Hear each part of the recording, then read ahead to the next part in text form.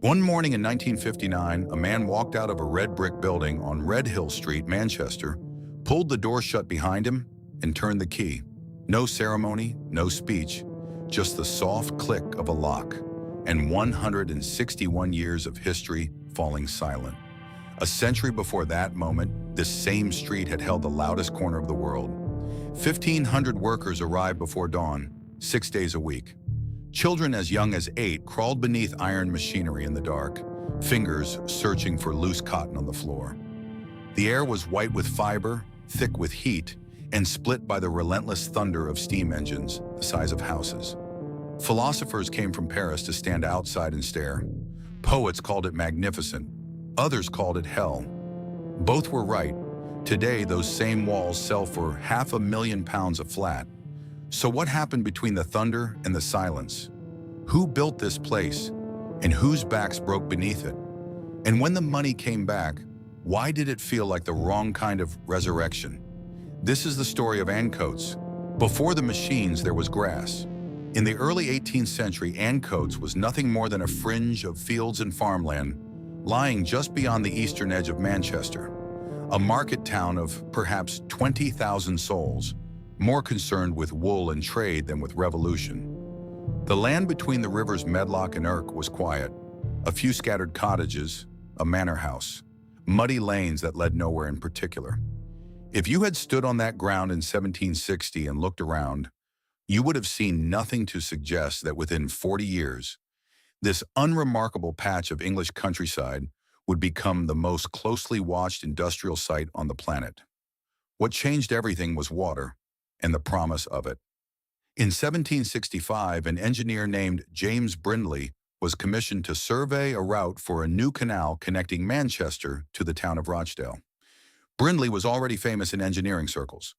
He had built the Bridgewater Canal 4 years earlier, the first of its kind in Britain, and proved that heavy goods could be moved overland by water at a fraction of the cost of road transport. His survey of the Rochdale route changed the way men of money looked at East Manchester. Suddenly, the empty fields of Ancoats were not on the edge of anywhere. They were at the center of something that hadn't been built yet. The canal itself would not open until 1804, but the knowledge that it was coming was enough. Industrialists are not patient men. Through the 1780s and 1790s, as steam-powered machinery began to transform what cotton spinning could produce, entrepreneurs were already scanning the map for land close to water, close to a growing labor pool, and cheap enough to build on its scale. Ancoats met every condition. Manchester's first cotton mill had appeared in 1783 on Miller Street, built for Richard Arkwright and powered by water. But it was the arrival of steam, the Boulton and Watt engine, capable of driving machinery without a river, that opened the door for a different kind of industry entirely. An industry that did not need to follow water. An industry that could be planted anywhere a man had the nerve to plant it. By 1790, the first mills were rising in Ancoats. They were modest at first, brick buildings of 3 or 4 stories, engines of modest horsepower. Workforces counted in dozens. But the logic of the place was already apparent to anyone paying attention. The canal was coming. The labor was there, drawn into Manchester from the countryside, from Ireland, from every corner of a nation being displaced by its own agricultural changes.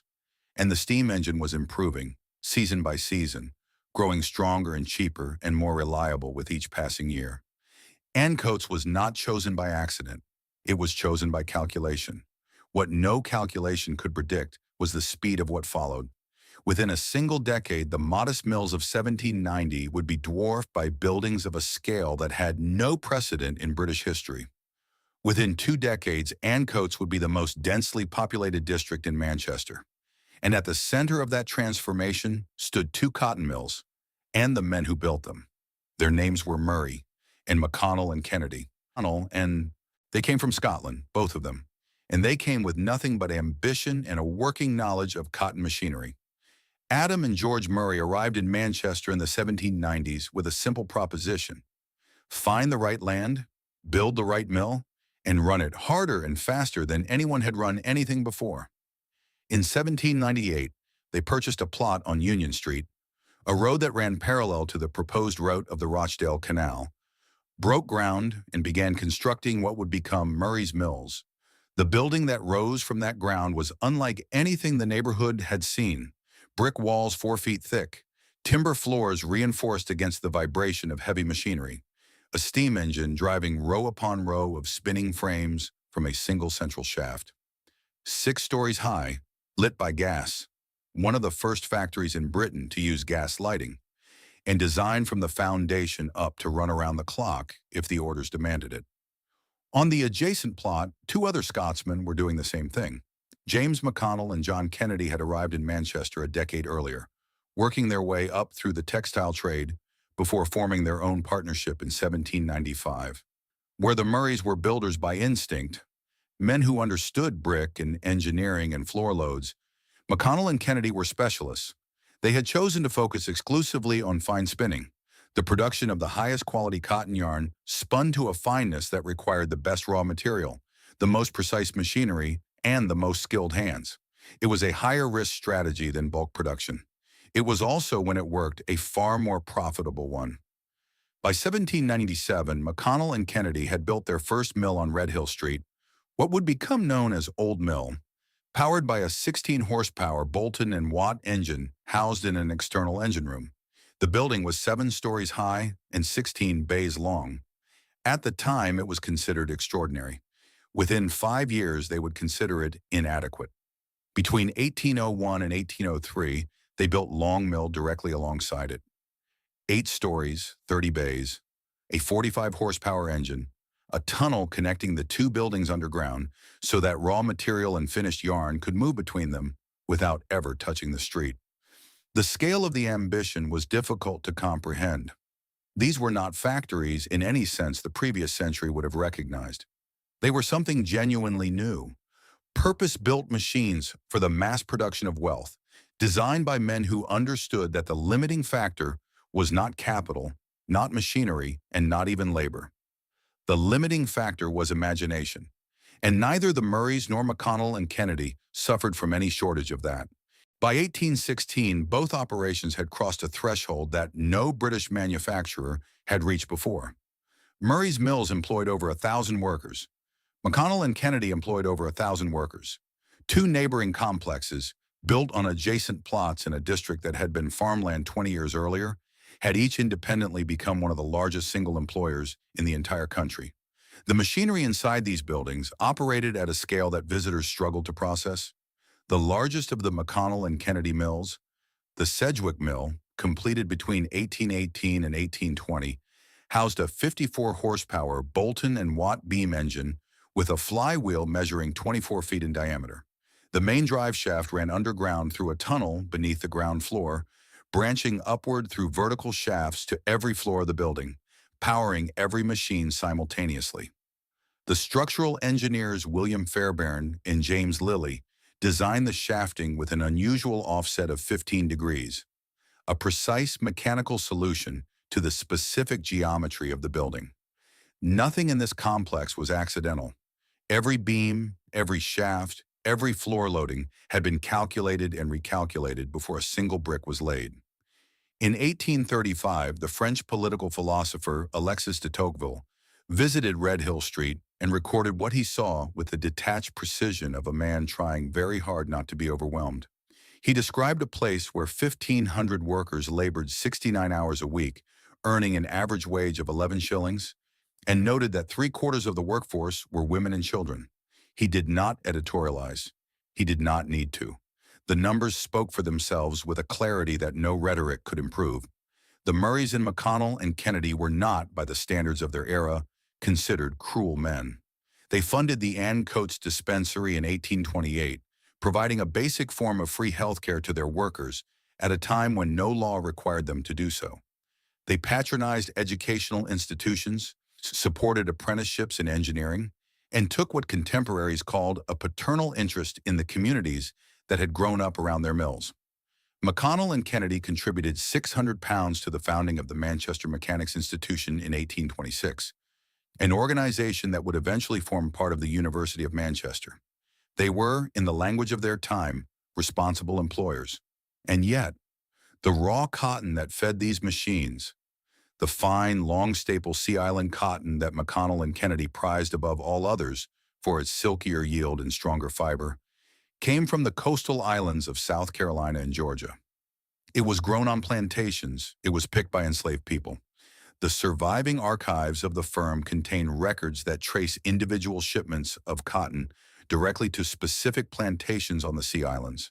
A paper trail running 4,000 miles connecting the thundering mills of Red Hill Street to the fields of the American South and beyond them to West Africa.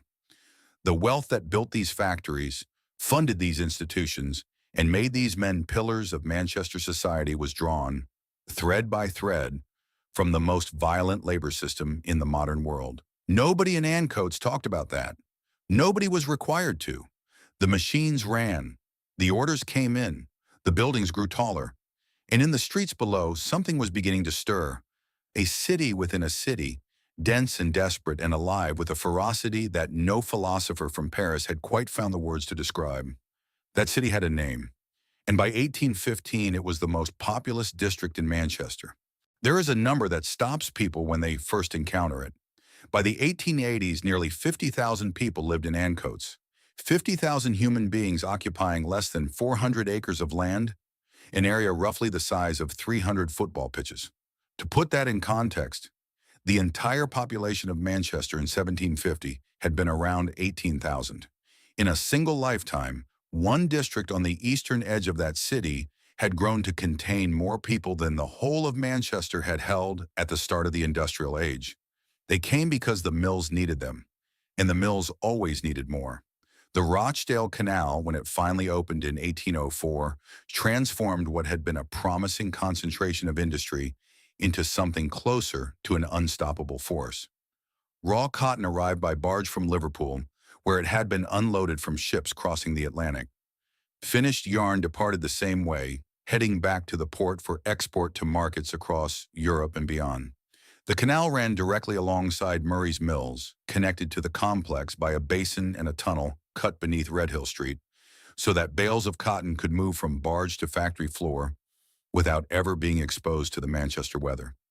It was a system of almost elegant efficiency, and it made the case, as nothing else could, for why Ancoats was not merely a collection of factories but a purpose-built engine for the production of wealth. More mills followed. Victoria Mills, Wellington Mill, Brunswick Mill, built around 1840 on Bradford Road, 7 stories high, with 35 loading bays facing directly onto the Ashton Canal, holding at its peak 77,000 mule spindles and 276 carding machines. India Mills Phoenix Mill, Beehive Mill, completed in 1824, with its rare cast-iron roof trusses and stone flag floors. A building so structurally innovative that engineers came from across the country to study how it had been done. By the middle of the century, Ancoats contained more concentrated spinning capacity than any comparable area in the world. Manchester had a nickname by then. The world called it Cottonopolis, and Ancoats was the beating heart of it. But an engine of this size requires fuel of a different kind. It requires bodies. And the streets of Ancoats, in the decades following the canal's opening, filled with people at a rate that the city's infrastructure had no framework to absorb. Back-to-back houses were thrown up in months, built to the minimum standard that a landlord could justify and a desperate family could afford. For the poorest arrivals, and there were many, even those houses were beyond reach. Cellars were divided and let separately. Single rooms were shared by families of 6, 8, 10. Courts and alleyways that received no direct sunlight in winter were packed with people who had nowhere else to go and no prospect of anywhere better.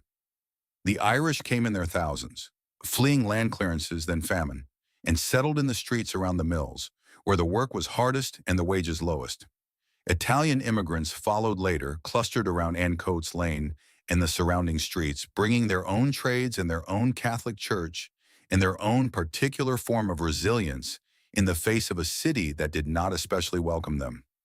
By the time the district reached its peak population, it held communities from across Europe living in conditions that the city's own investigators described, with bureaucratic understatement, as unsatisfactory.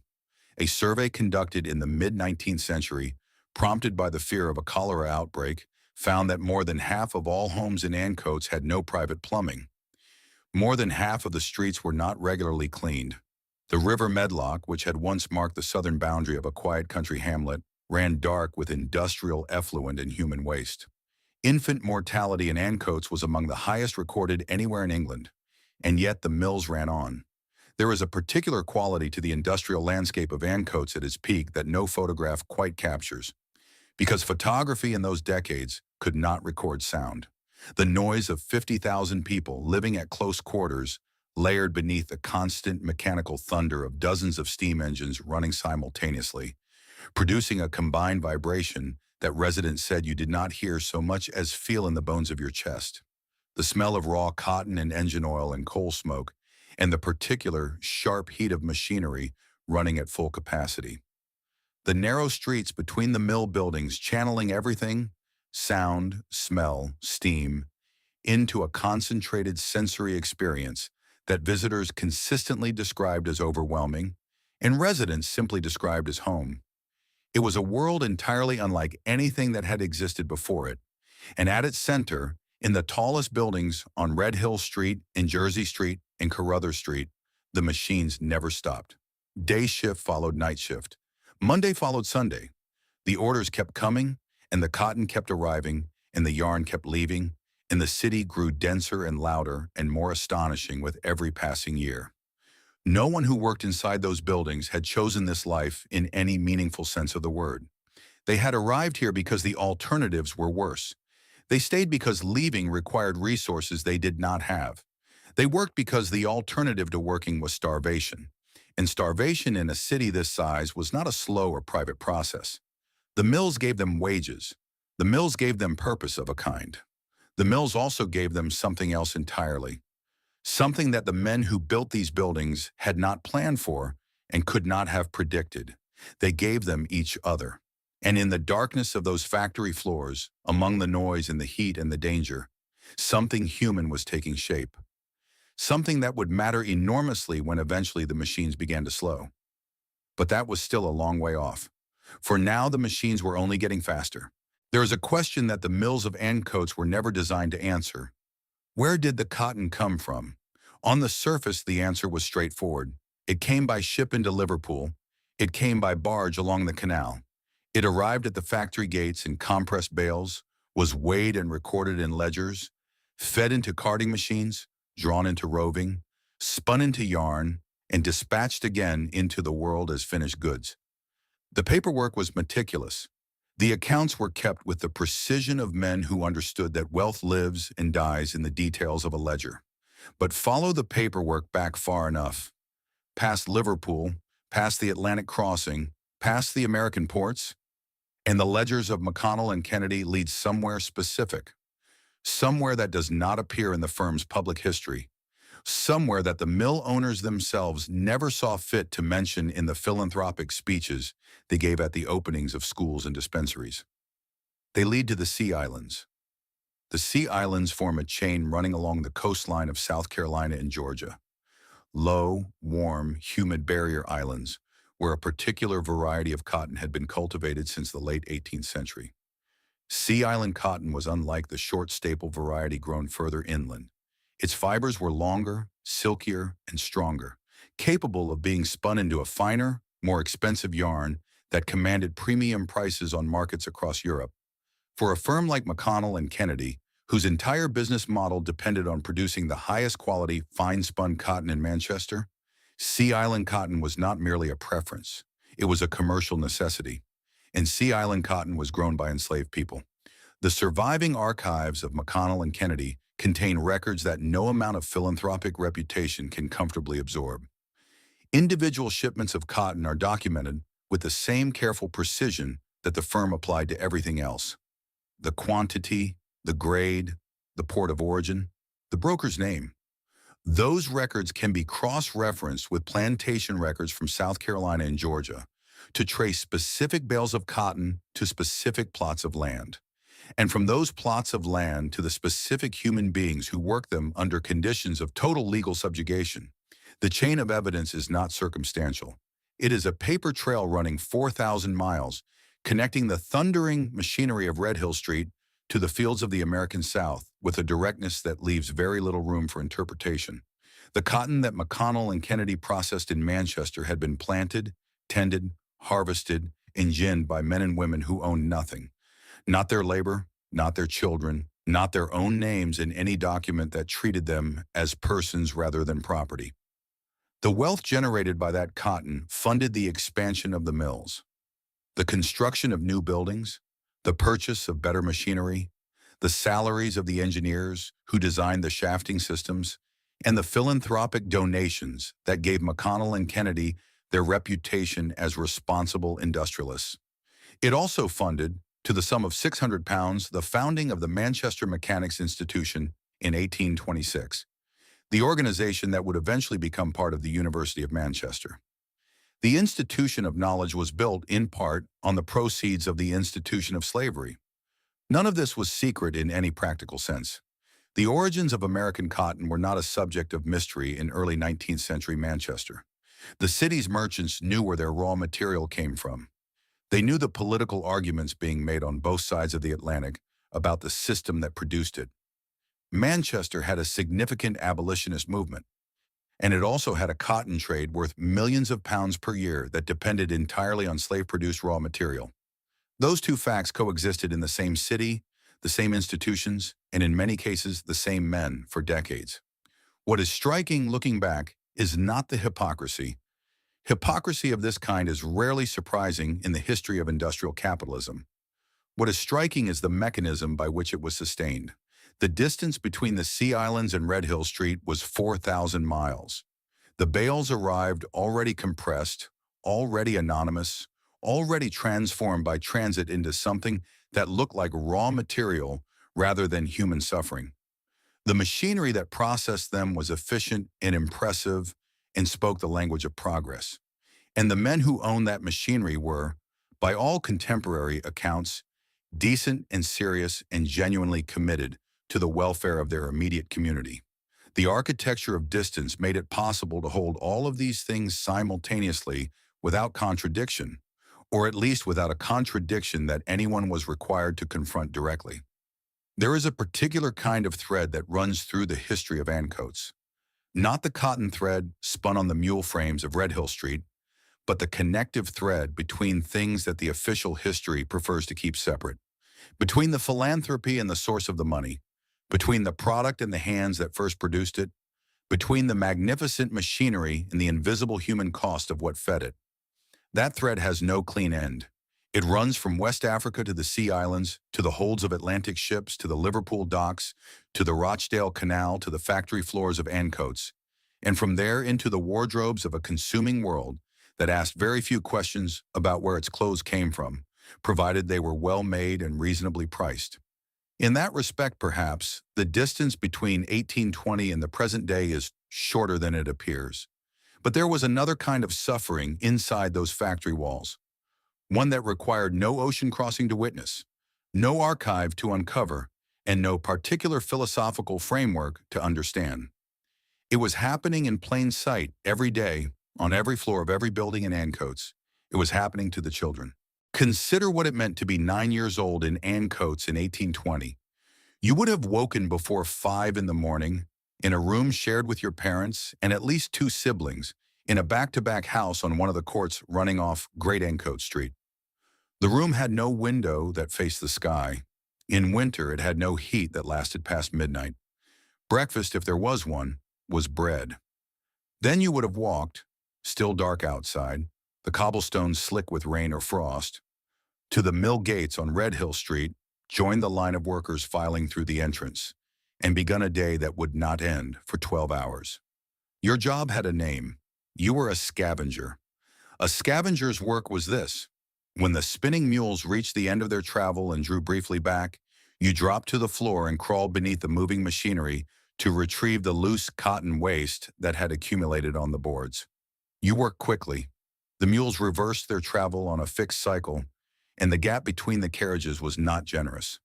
A child who misjudged the timing, who was tired or distracted or simply unlucky, could lose fingers to the moving parts, could lose a hand. In the worst cases, which were not rare, could lose rather more than that. Nobody recorded most of their names. They appear in the historical record, when they appear at all, as categories rather than individuals. The scavengers, the piecers, the little spinners, defined entirely by their function within the machine. But the machine had to be fed, and children were cheaper to feed it with than adults. Call him Thomas. 9 years old, born in Ancoats to parents who had themselves been born in Ancoats, second-generation mill workers in a district that was barely 30 years old. He had no memory of a time before the mills, because there was no such time in his own life. The sound of steam engines was simply the sound of the world. The smell of engine oil and raw cotton was simply the smell of morning. He did not think of his work as extraordinary, because he had no framework for ordinary. He thought of it, to the extent that a 9-year-old thinks of anything abstractly, as what people did, what people had always done, what people would always do. 3 floors above him, on the spinning floor, a different story was unfolding. Her name was Bridget. 24 years old, arrived from County Mayo in 1817, one of the tens of thousands of Irish migrants who had crossed the water in the years following the Napoleonic Wars, when agricultural wages in Ireland collapsed and the choice between staying and leaving became, for many families, no choice at all. She operated a spinning frame. The work was loud and relentless and physically demanding in ways that ground the body down steadily rather than dramatically. A slow accumulation of damage to the hands, the back, the lungs, over months and years and decades. Her wage was lower than the men doing equivalent work beside her. This was standard practice, unremarked upon by management and largely uncontested by the workers themselves, because contesting it required an organized voice, and organized voices in the mills of the 1820s were dangerous things to have. Bridget had come to Manchester for a future. She had found work, which was not the same thing, but was closer to it than anything on offer back in Mayo. She sent money home when she could. She attended Mass on Sunday mornings at the Catholic Church on Hewitt Street, one of the few hours in the week that belonged entirely to her.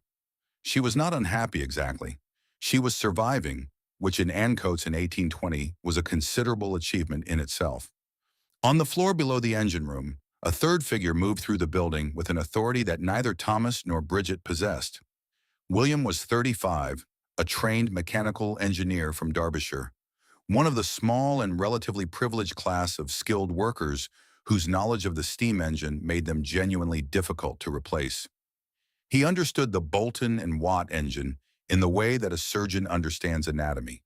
Not merely its function, but its tolerances, its failure points, its particular mechanical temperament on cold mornings and hot afternoons. When something went wrong, a bearing running hot, a valve not seating cleanly, an unfamiliar vibration in the drive shaft, William was the man they sent for. He earned 3 times what Bridget earned, and roughly 6 times what Thomas would earn when he was old enough to graduate from scavenging to more complex work. He was not cruel. He was not indifferent. He simply moved through the mill in a different dimension than the people around him, insulated from the worst of it by skill and wages, and the particular confidence that comes from being genuinely needed. He knew the children crawled beneath the mules. He had seen the injuries. He did not look away from them exactly, but neither did he look directly at them. There was work to be done. The engine needed his attention. This was Ancoats at its height. 3 lives, 3 floors, 3 entirely different experiences of the same building, bound together by the machinery that ran through all of them, and by the cotton thread that connected them to a world they would never see. The Parliament in Westminster was beginning, slowly and reluctantly, to notice. The Health and Morals of Apprentices Act had passed in 1802, attempting to regulate the worst conditions for child workers in cotton mills. It was largely unenforced. Further acts followed in 1819, in 1833, in 1844, each one tightening the framework, each one arriving years after the damage it was designed to prevent had already been done to an entire generation of children. Thomas did not know about any of these acts. He was 9 years old. He knew the sound of the mule carriage reversing. He knew how quickly he had to move. He had learned that lesson the hard way. Nothing about the decline of Ancoats was sudden. That is the part that history tends to obscure. The slowness of it, the grinding incremental nature of a collapse that took 3 decades to complete, and left the people living inside it with almost no fixed point at which they could say, this is where it ended. There was no single morning when the foreman walked in and told everyone to go home. There was no dramatic announcement, no closing ceremony, no moment of collective reckoning. There was simply a long, slow diminishment, order by order, shift by shift, year by year, until one day the silence was louder than the machines had ever been. To understand why, it is necessary to understand what the mills of Ancoats had always depended upon. They depended on cotton being cheap and British labor being cheaper than the alternatives. They depended on British yarn being fine enough and reliable enough that buyers in Europe and beyond would pay a premium for it over anything produced elsewhere. And they depended above all on the assumption, held with a confidence that bordered on faith, that the industrial supremacy Manchester had built in the first half of the 19th century was a permanent condition of the world rather than a temporary advantage that other nations were, year by year, quietly dismantling. That assumption did not survive the First World War. The war itself did not destroy the cotton trade. Ancoats continued to operate through the conflict, adapting where necessary. Brownsfield Mill on the corner of Great Ancoats Street was taken over by the aircraft manufacturer Avro as early as 1910, and men from Ancoats serving in the trenches of France reported the peculiar experience of watching airplanes fly overhead that they knew had been built in their own neighborhood. The war disrupted supply chains and redirected capital, but the mills kept running. The crisis came afterwards, in the economic landscape the war left behind. British cotton had always been expensive relative to its competitors. The premium was justified for as long as it was justified by quality and reliability and the deep trading relationships that Manchester firms had built over a century. But the war accelerated industrial development in India, in Japan, and in the United States in ways that the Manchester trade had not anticipated and could not easily counter. By the early 1920s, Indian mills were producing cotton goods at a fraction of British costs and selling them into markets that had previously been British monopolies. Japanese manufacturers were doing the same across the Far East.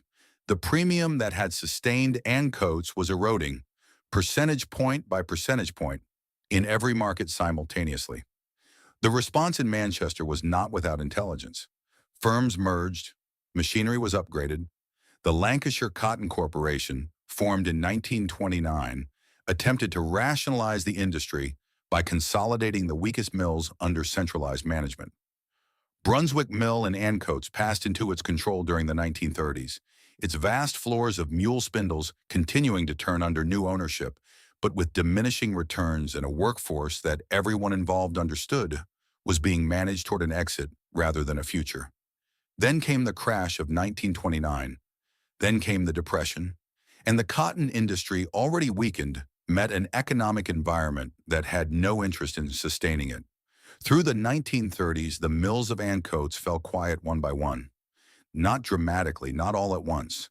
A shift canceled here, a floor mothballed there, a machine dismantled and sold for scrap because the cost of maintaining it exceeded the value of what it could produce. The workers who lost their positions had few options. The skills that had made them employable, the intimate physical knowledge of spinning machinery, the ability to read the sound of an engine and diagnose its faults by ear, were skills that existed in a world that was contracting around them. The only new industry that came to Ancoats in these years was newspaper printing.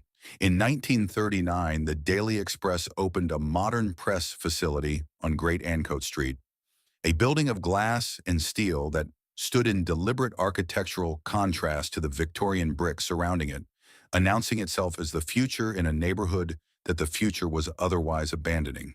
It employed people. It paid wages. But it was not a replacement for what was leaving. Nothing was.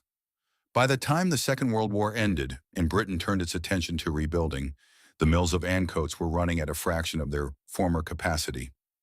The great McConnell and Kennedy complex on Red Hill Street, the building that Alexis de Tocqueville had once described with barely contained astonishment, was winding down toward an endpoint that everyone could see and nobody was willing to name. William, the engineer from Derbyshire, had seen it coming. He had left in 1947, taken a position at a manufacturing plant in Birmingham, packed his tools and his family into a removal van on a Tuesday morning, and driven south without looking back. He was the lucky one. The ones who stayed were still there when the last engine finally stopped. The date was 1959. The season was autumn. The sky over Red Hill Street was the particular shade of gray that Manchester produces in October. Not dramatic, not threatening, simply present, as it had been present over the same street on every working morning for 161 years. The workers who arrived that morning knew what day it was. Word had moved through the neighborhood the way it always moved in Ancoats, not through official announcements or posted notices, but through the particular telegraph of a close community. A comment in the pub, a conversation over a back wall, a foreman's expression on a Friday afternoon that told you everything you needed to know before he opened his mouth. The spinning operation at the McConnell and Kennedy complex on Red Hill Street was ending. The machinery would be stopped. The building would be locked. Whatever came next, and nobody had a clear answer to that question, it would not be this. They came in anyway, because coming in was what you did until the last possible morning made it impossible not to. The noise when the engines were running was something that former workers invariably struggled to describe to people who had never stood inside a mill at full capacity. It was not simply loud in the way that traffic is loud or machinery in a workshop is loud. It was total. It occupied every frequency simultaneously.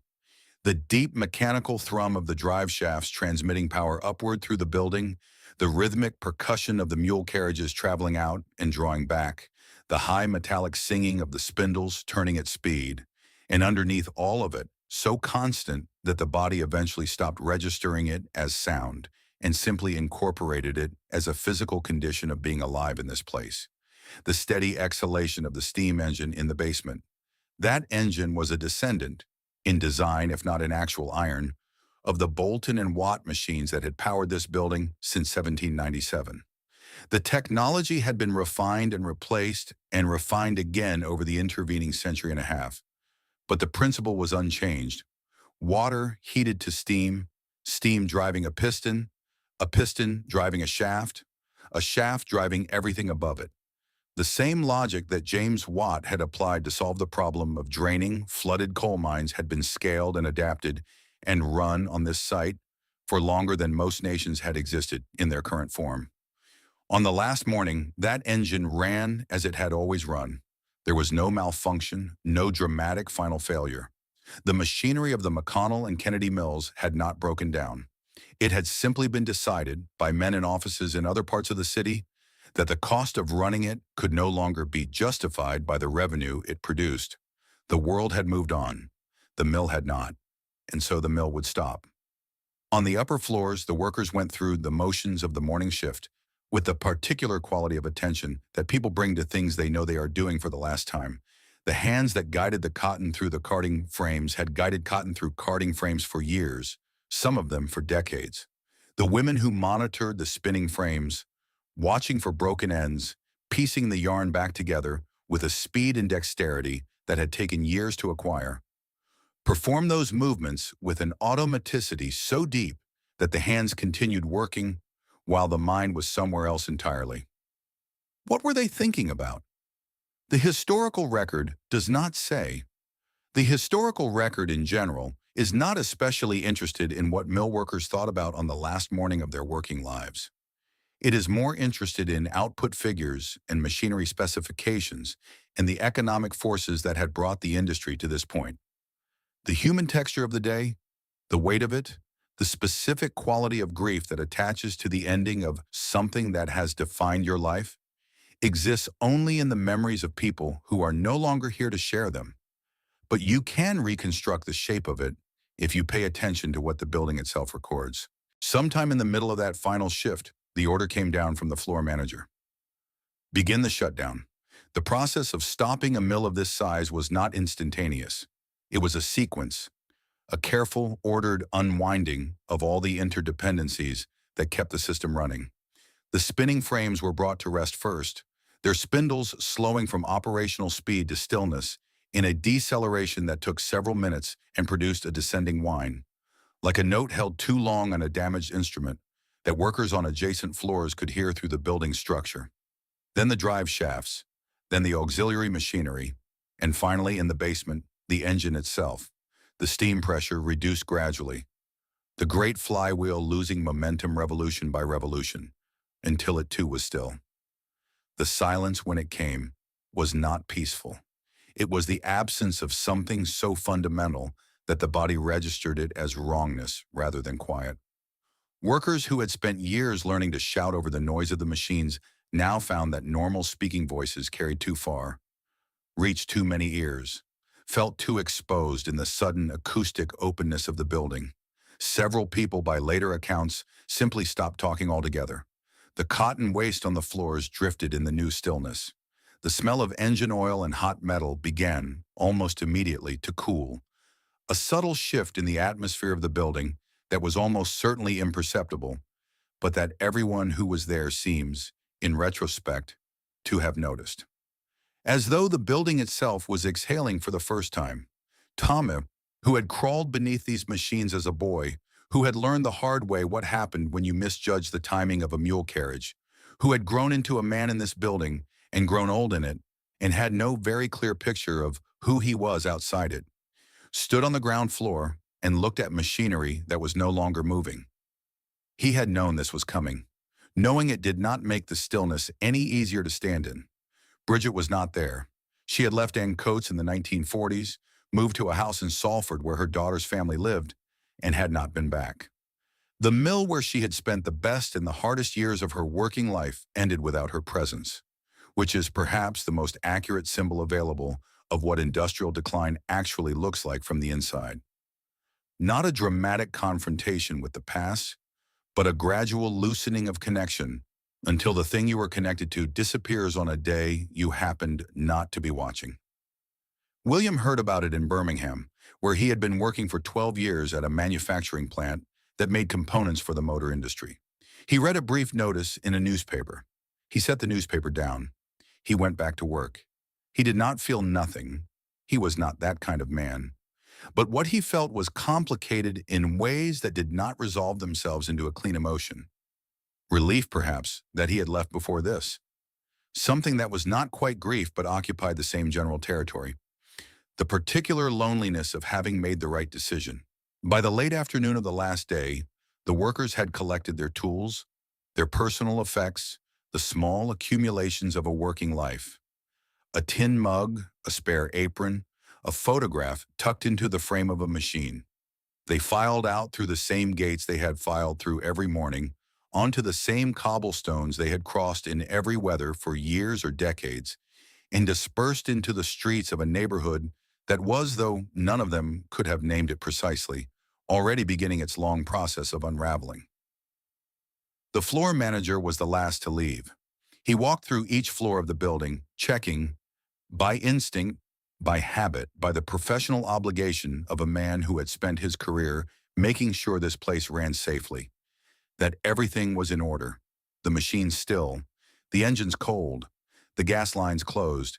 Then he walked out onto Red Hill Street, pulled the heavy door shut behind him, and turned the key in the lock. No ceremony, no speech. The street was quiet. The sky was still gray. He stood there for a moment, long enough to register something, though not long enough to know quite what it was, and then he turned up his collar against the Manchester cold and walked away. Behind him, the building stood exactly as it had always stood. Brick walls 4 feet thick. Windows that had once admitted daylight to 1,000 working faces. A facade that bore no visible record of what had just ended inside it. It would stand this way for decades, empty, locked, slowly accumulating the particular silence of a place that has been abandoned by everything except its own past. And in the streets around it, Ancoats began, slowly, almost without anyone noticing, to disappear. A city does not disappear overnight. It disappears the way a fire goes out, not in a single moment of extinction, but in a long sequence of diminishments, each one smaller than the last, until the thing that remains is so reduced that calling it by the original name feels like a category error. Ancoats, after 1959, was a fire going out. The mills did not fall. They were too well built for that. The brick walls 4 feet thick, the iron-framed floors engineered to bear loads that no longer existed. The structures so robust that simple abandonment could not undo in decades what the original builders had spent fortunes making permanent. The buildings remained standing. They simply stood empty. Windows that had once admitted pale northern daylight to 1,000 working faces were broken, one, by weather and by the particular entropy of neglect, until the interiors were open to the Manchester rain and the pigeons and the slow creep of vegetation through cracked concrete floors. The people left faster than the buildings fell. Through the 1960s, the municipal authorities of Manchester implemented slum clearance programs that had been planned since the end of the war, demolishing the back-to-back terraces and court dwellings that had housed Ancoats' working population for a century, and relocating the families who lived in them to new housing estates on the city's periphery. Hattersley, Gamesley. Places that were clean and modern and entirely without the dense social fabric that Ancoats, for all its poverty, had spent 150 years weaving. Families who had lived within walking distance of each other for 3 generations were dispersed across a radius of 20 miles, connected now only by bus routes in the fading memory of streets that no longer existed. The intention was not malicious. The houses being demolished were, by any objective assessment, inadequate, overcrowded, poorly ventilated, without indoor plumbing in many cases, structurally compromised by a century of deferred maintenance. The people living in them deserved better housing. The question that the planners of the 1960s did not ask, or asked and answered incorrectly, was whether better housing and the destruction of community were in fact separable propositions. They were not. Within a decade, the population of Ancoats had collapsed. By the end of the 1970s, fewer than 500 people remained in a district that had held 50,000 at its peak. The schools closed. The pubs, there had been dozens of them. The social infrastructure of a working community closed one by one as the custom that sustained them dispersed with the people. Ancoats Hospital, which had provided medical care to mill workers and their families since the dispensary days of 1828, continued to operate until 1989, when it too shut its doors, leaving only its Victorian shell on Old Mill Street, its wards silent, its purpose transferred elsewhere. The reputation of the neighborhood in these decades became its identity. Ancoats was dangerous. Ancoats was rough. Ancoats was the part of the city that people with options avoided and the part that people without options could not escape. Drug use, vandalism, the specific kind of social despair that takes root in places that have been systematically deprived of investment and then blamed for the consequences of that deprivation. A local business owner named Sean, who had watched the transformation from inside it, described the experience with the compressed precision of someone who had run out of words for something that had taken 20 years to happen. The area had been buzzing when the mills were at their peak. In the 1980s, it was deserted. You could have bought the whole of Ancoats for nothing. The mills stood over all of it. Murray's Mills on Jersey Street, the McConnell and Kennedy Complex on Red Hill Street, Royal Mill, Sedgwick Mill, Old Mill, Long Mill, all of them locked and lightless and slowly being reclaimed by the elements in the way that things are reclaimed when human attention is withdrawn from them. Beehive Mill, Brunswick Mill. Buildings that had once been described as wonders of the modern world, now described in the planning documents of the 1980s that discussed their future in the dry language of conservation budgets and structural surveys as at-risk heritage assets.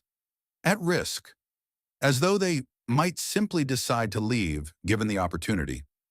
In 1989, Manchester City Council took the first significant institutional step toward acknowledgement. 50 acres of Ancoats were designated a conservation area. 13 buildings were listed, afforded the legal protection of structures deemed to be of special architectural or historic interest. Murray's Mills, once one of the largest cotton spinning operations in the world, was among them. The listing meant that the buildings could not be demolished without specific consent. It meant, more practically, that the city had decided these walls were worth preserving. It did not mean immediately that anyone knew what to do with them. The designation brought its own complications. Listed building status imposed significant constraints on any developer willing to take on the cost of restoring structures that had been deteriorating for 30 years. The repair bills were enormous. The potential returns were uncertain.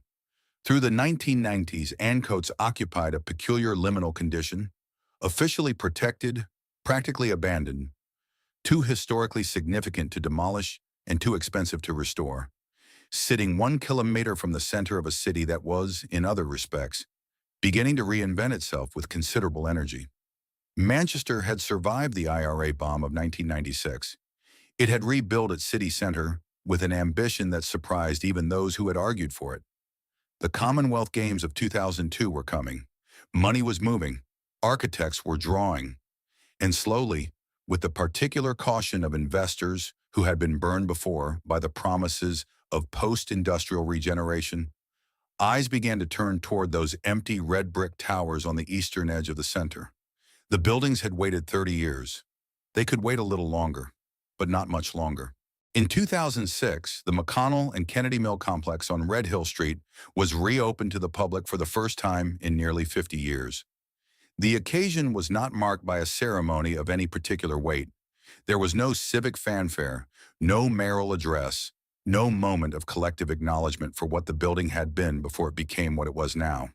The doors simply opened, newly restored, freshly painted, fitted with entry systems that the original builders could not have imagined. And people walked in. They walked into apartments, offices, retail units, a mixed-use development rebranded under the name Royal Mills, a name chosen to commemorate a visit by King George VI and Queen Elizabeth in 1942, when the building had still been a working factory and the royal couple had come to observe the wartime industrial effort. The marketing materials described the development in terms of heritage and history and the authentic character of the original architecture. The exposed brick, the cast iron columns, the original timber floors, sanded and refinished, their grains still carrying the dark stain of a century and a half of engine oil. A one-bedroom apartment in the converted mill sold for prices that the workforce who had built this place would have needed several lifetimes to earn. This is where the story becomes complicated. Not because the restoration was wrong. The alternative to restoration was continued dereliction, and continued dereliction was its own kind of violence against a building of this significance. Not because the investment was unwelcome. Ancoats needed investment in ways that were visible from every crumbling cornice and every weed-split pavement in the district. The story becomes complicated because of what restoration of this kind actually means for the people who were already there. By 2001, Ancoats had lost 60% of its population since 1951. The 500 people who had remained through the worst decades, the ones who had not been relocated in the 1960s, or who had returned, or who had simply never had the resources to leave, were living in a neighborhood that the rest of the city had spent 30 years treating as a cautionary tale. They had watched the schools close, and the hospital close, and the pubs close. They had watched the buildings deteriorate and the streets empty and the reputation of their neighborhood calcify into something that required an explanation every time you gave someone your address. And then the money arrived, and the money was not for them. There is an invisible line in Ancoats, not marked on any map, not acknowledged in any planning document, that runs along Weybridge Road and divides the new neighborhood from the old one, with a precision that no architect drew, but that everyone who lives there can feel. On one side, the converted mills, the coffee shops, the restaurants serving food at prices calibrated to the incomes of young professionals who have moved into the city from elsewhere. On the other side, the council houses where the long-term residents live, the ones whose families have been in Ancoats for generations, the ones who remember when this was not a desirable postcode but simply home. A local woman named Louisa, who has lived in the same street her entire life, described the experience of watching her neighborhood transform around her with a clarity that no urban planning report has managed to replicate. The temperature changes when you cross that road, she said. You can feel it. The townhouses in the new Ancoats sell for £750,000. The waiting list for social housing in Manchester runs to years. The Ancoats dispensary building, the one that mill owners McConnell and Kennedy funded in 1828 to provide basic health care to their workers, sat derelict on Old Mill Street for 2 decades after its closure in 1989, before finally being redeveloped with promises of affordable housing as part of the package. History does not repeat itself, but it rhymes with a persistence that can begin to feel like intent. Friedrich Engels walked through the streets of Ancoats in the 1840s and described what he saw in terms that his contemporaries found excessive and that subsequent history has found on the whole accurate. He described the ruinous back-to-back houses, the open sewers, the children in the streets at hours when children should have been sleeping, the systematic relationship between the wealth being generated in the mills above and the poverty being produced in the courts below.